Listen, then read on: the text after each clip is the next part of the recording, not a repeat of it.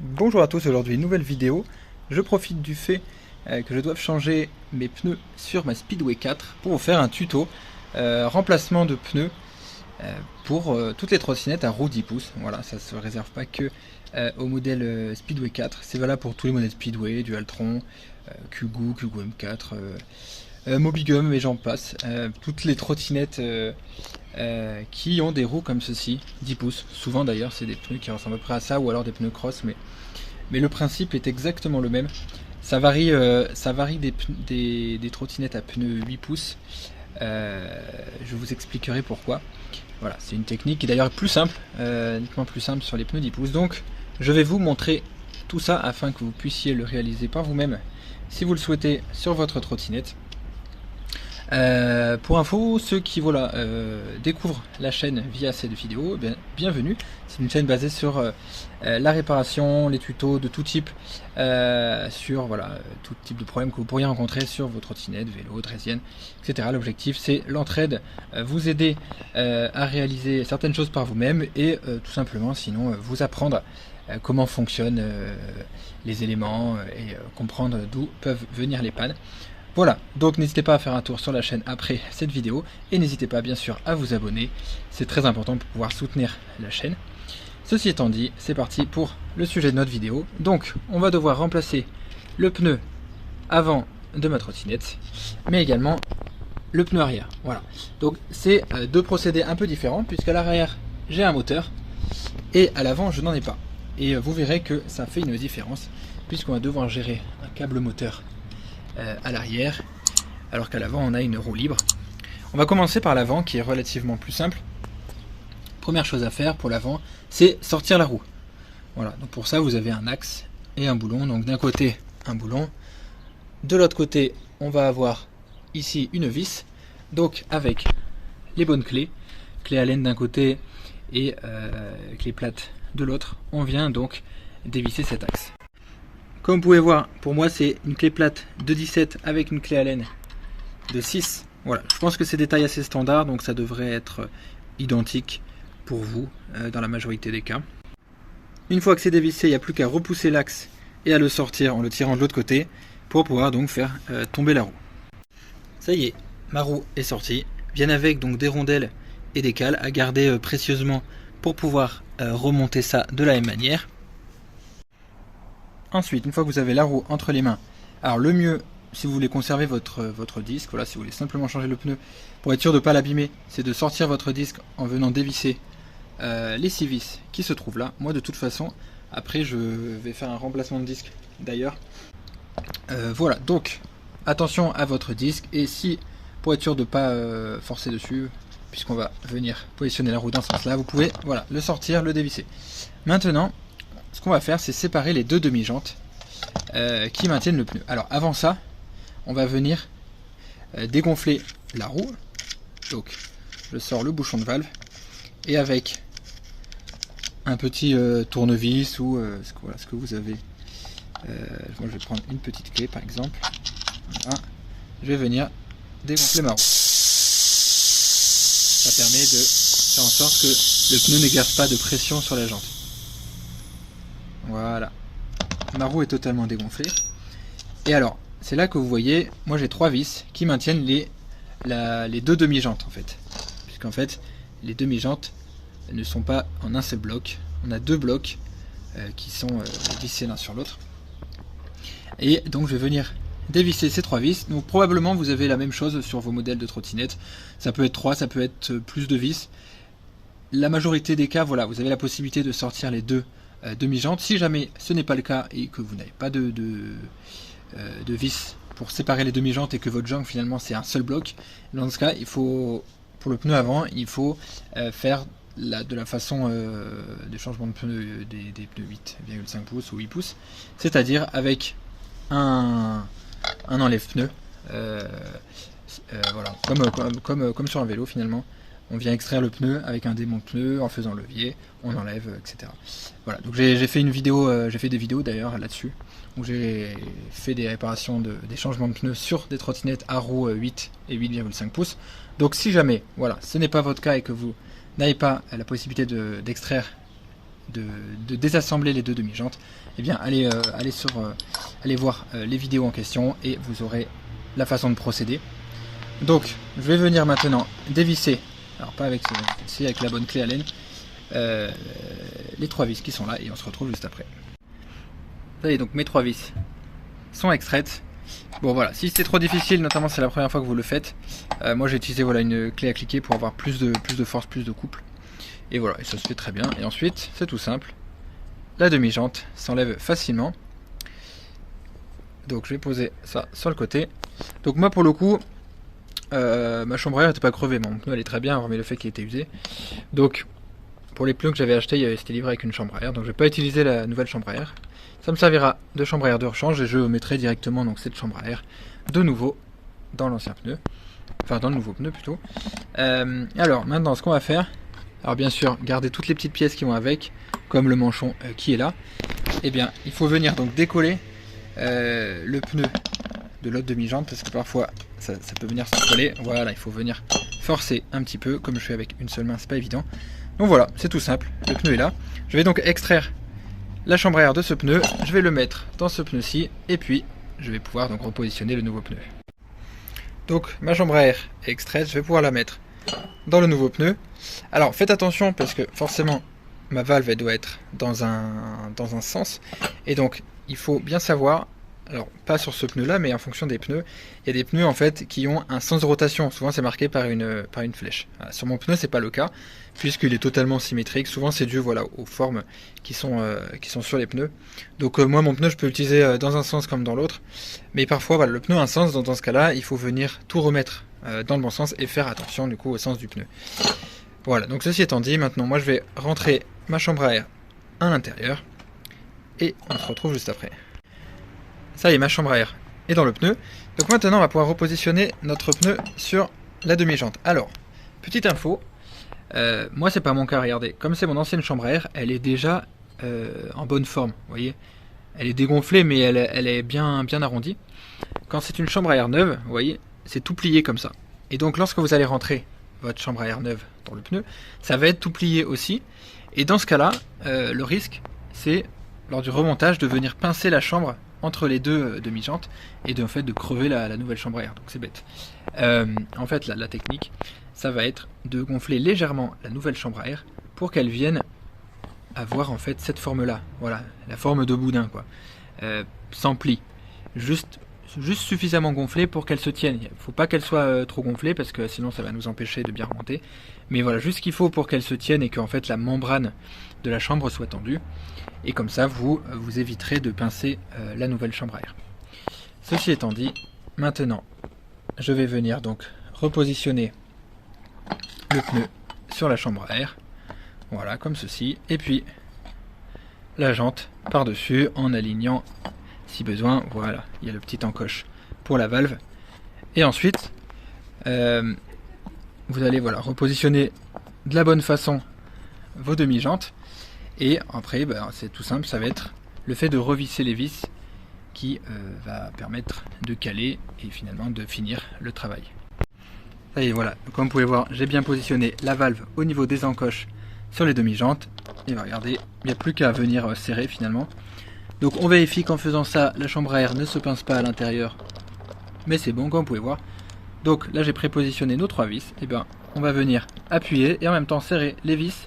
Alors, plutôt que de serrer complètement l'une puis l'autre, serrer donc par exemple de 2 tours l'une puis 2 tours l'autre, etc. Comme ça petit à petit la jante va venir se serrer en même temps de tous les côtés plutôt que d'un côté puis l'autre. Voilà, ça permet d'avoir un effort plus uniforme. Eh bien, on se retrouve dès que mes 3 vis sont serrées. Voilà, le pneu est en place, les jantes sont serrées l'une sur l'autre. Et bien maintenant, on n'a plus qu'à venir gonfler avec une pompe classique, vélo ou autre, et mettre la bonne pression, donc 3 bars 5 à peu près, et normalement notre pneu devrait être opérationnel. Ça y est, le pneu est gonflé. Bon, le roulement est parti, on va le remettre. Comme vous pouvez voir, donc j'ai remis la petite valve. On va pouvoir maintenant réinstaller donc notre roue comme ceci. Voilà. Donc on n'a qu'à refaire la procédure dans l'autre sens. On vient donc réinsérer notre roue dans la fourche. Toutes les petites rondelles, comme vous pouvez voir, l'axe exactement comme il était. Et puis on vient faire exactement finalement les manœuvres qu'on a fait au début, et bien dans le sens inverse. Et ça sera bon, vous voyez. L'avant, c'est très simple.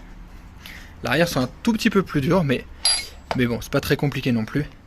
Donc, je remets ma roue avant, et puis on se retrouve pour attaquer l'arrière. Ça y est, la roue avant est remontée. On a un beau pneu tout neuf à l'avant. On va pouvoir maintenant attaquer l'arrière. Alors, pour le début, même principe. Sauf qu'on n'a pas une vis, un écrou, on a 2 écrous de chaque côté. Et cette fois-ci, en tout cas pour moi, c'est une clé plate de 19 que je dois utiliser pour sortir ma roue. Donc, je vais venir dévisser ça. Et ensuite, vous allez voir que la roue va tomber toute seule. Mais faites attention, évidemment, à ne pas la laisser tomber puisqu'on a le câble moteur et il ne faut pas venir tirer et endommager le câble moteur. Donc prévoyez quelque chose pour faire reposer la roue. Moi j'ai prévu par exemple un tabouret, voilà, pour éviter que la roue vienne tomber et arracher le câble en même temps. Voilà, ma roue arrière est sortie. On conserve bien sûr précieusement les écrous et rondelles qu'on va repositionner ensuite. Donc on cherche là aussi les vis qui vont nous permettre de séparer les 2 demi-jantes. Et là, mes vis, elles sont là. Elles sont beaucoup plus nombreuses sur la roue motorisée. Et là, pour le coup, pour pouvoir sortir ces vis, je vais pas avoir le choix que de sortir le disque, que de toute façon je remplacerai, donc pas de souci. Mais voilà. Donc, première étape, on va venir dévisser toutes les vis du disque pour pouvoir donc l'extraire et avoir accès aux vis des jantes. Notre disque est dévissé. Maintenant, on va pouvoir attaquer les vis qui maintiennent les jantes. Alors, faut pas se tromper parce que faut pas dévisser celles-ci qui sont les vis moteurs, mais les vis qui sont plus au fond qui maintiennent donc les 2 demi-jantes, exactement comme pour la roue avant. On se retrouve quand c'est fait. Ce que vous pouvez faire, avant de le faire évidemment, c'est de dégonfler le pneu comme je l'ai fait pour la roue avant, donc en appuyant sur la valve. Et une fois que c'est dégonflé, voilà, vous venez dévisser les vis des jantes. Voilà, les vis sont toutes dévissées. Maintenant on peut extraire la demi-jante, voilà, comme ceci. Tac, tout simplement avec une seule main, c'est jamais très évident. Voilà, tellement fait attention aux vis, les miennes tombent mais je vais les ramasser. Tac, et oui, bah après ça sort tout seul, le pneu s'enlève tout seul de la jante. Donc on va faire exactement la même chose que pour la roue avant. Alors, arrivé à ce niveau-là, ça va dépendre des trottinettes. Il y a des trottinettes, alors, vous voyez, la mienne, j'ai pas de chance. Le pneu s'extrait du côté du câble. Et donc, du coup, je peux pas enlever mon pneu comme ça. J'ai mon câble moteur qui bloque. Le mieux, ça aurait été qu'il puisse s'extraire de l'autre côté, que finalement, la demi-jante, celle-ci, qui est mobile, ça soit celle côté extérieur, et donc mon pneu, comme ça, j'aurais pu l'évacuer comme ça. Donc ça va dépendre des trottinettes. Soit votre modèle est conçu finalement de façon pratique de ce côté là et vous pouvez extraire le pneu et dans ce cas là bon voilà, tant mieux. Soit c'est comme moi et dans ce cas là il y a 2 possibilités. Soit on vient extraire le câble moteur, c'est à dire que le câble il passe tout le long là de la trottinette et il vient rejoindre le contrôleur qui est à l'avant. Donc dans ce cas là il faut enlever le cache qui est là et venir trouver les câbles moteurs. Donc les câbles moteurs, il y a 3 phases moteur et il y a la prise des capteurs rôles. On vient débrancher tout ça. On vient tirer le fil le long. Ici, on enlève le cache d'ailleurs du feu arrière. Et dans ce cas, voilà, ça permet d'extraire le câble et donc de pouvoir évacuer le pneu pour mettre le nouveau. L'autre solution, un peu plus barbare mais qui fonctionne, c'est utiliser l'élasticité du pneu pour forcer son passage par ici. Une fois quand il est dégonflé, on peut essayer de le faire jouer, de l'écraser un peu pour qu'il puisse passer en forçant passer voilà, le bord de la jante. Donc c'est ce qu'on va essayer de faire. Pour cela, on va devenir extraire la chambre à air d'abord pour ne pas l'abîmer pendant la manœuvre. On l'extrait, on la laisse de côté et on vient forcer le pneu pour le sortir de la jante. Ouais, comme vous pouvez voir, j'ai mis la chambre à air de côté et là je suis en train donc d'extraire le pneu de la jante. Ce que je fais, c'est que je positionne comme ceci, en faisant attention de ne pas pincer le câble moteur. Et ensuite, je viens m'aider soit d'un tournevis plat, soit d'un extracteur de pneus. ce qui est toujours mieux. Et en fait, petit à petit, je fais jouer le pneu et je le fais sortir comme ça de la jante. Et on fera exactement le même procédé pour pouvoir rentrer donc le nouveau pneu. Vous voyez, le pneu donc est sorti sans avoir eu besoin donc de retirer le câble moteur.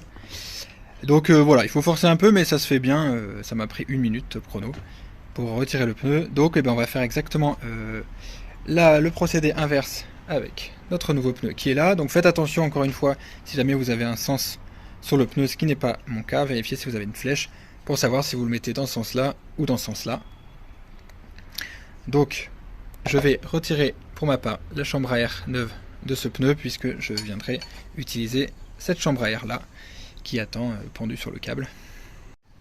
Voilà, et ensuite on vient rentrer le nouveau pneu en force. Donc on rentre une moitié, voilà, comme ceci, et ensuite on vient s'aider d'un démon pneu ou de petits tournevis plats pour venir donc jouer sur l'élasticité du pneu pour lui faire passer la jante.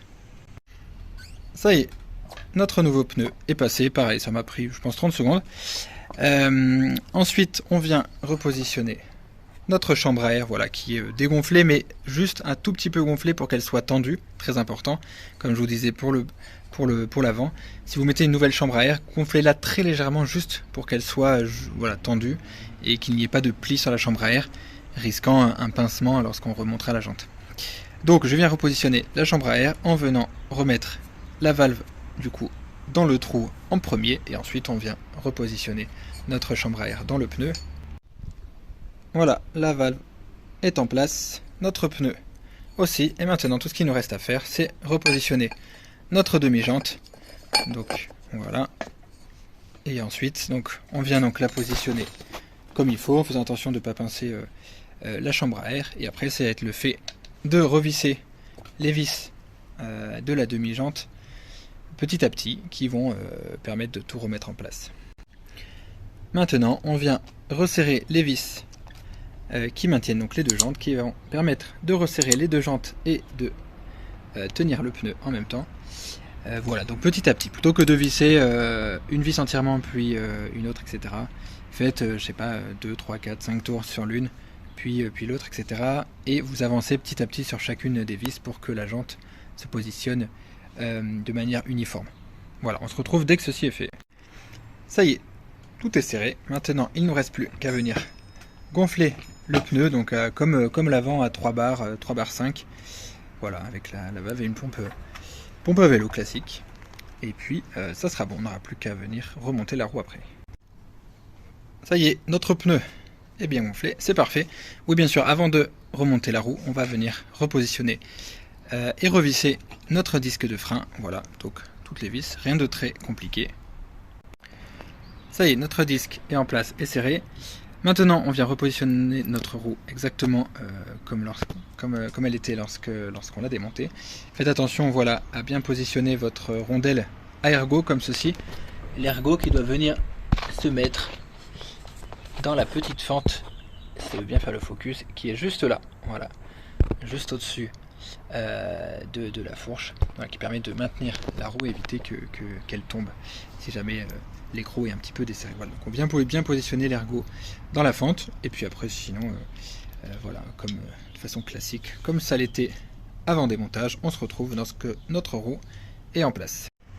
Ça y est, les écrous sont serrés, la roue est bien montée, et comme vous pouvez voir, notre trottinette est maintenant dotée de beaux pneus neufs à l'avant comme à l'arrière.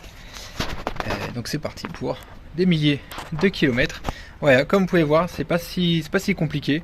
L'avant notamment, c'est très simple. L'arrière un poil plus difficile, mais bon, voilà. La seule difficulté, c'est le câble moteur. Mais finalement, on s'en sort bien avec des outils assez basiques.